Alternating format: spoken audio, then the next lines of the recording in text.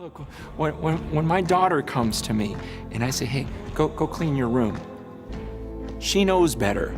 She's not gonna come back a couple hours later and say, hey, Dad, I memorized what you said to me. You said, go clean your room. How many of us have the scriptures memorized and we have a bunch of head knowledge, yet we never put it into practice? You know, what am I gonna say? Oh, good job, that's what I wanted.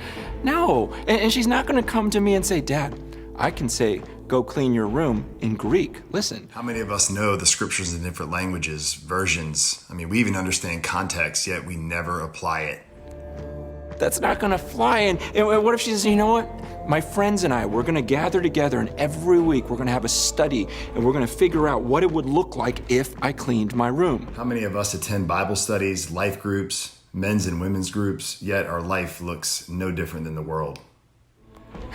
No, none of that's gonna fly. Just go and clean it. She knows that. So why do we think that this type of thinking or this type of talk is gonna work with Jesus? I mean, Jesus was as black and white as you get. He would look at people and he'd say, why do you call me Lord when you don't do what I say? So what does Francis mean when he says Jesus was as black and white as you get?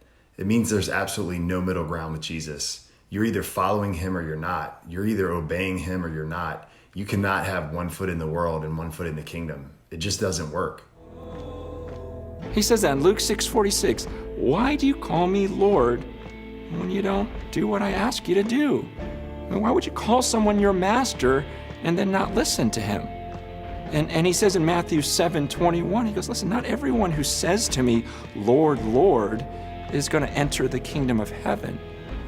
It's only the one who actually does the will of my Father who isn't. So if we call ourselves followers of Jesus, we need to ask ourselves the questions. Are we doing the will of God? Are we obeying Jesus' commands? I mean, if we call Jesus Lord, that means we're fully surrendered. He's our master.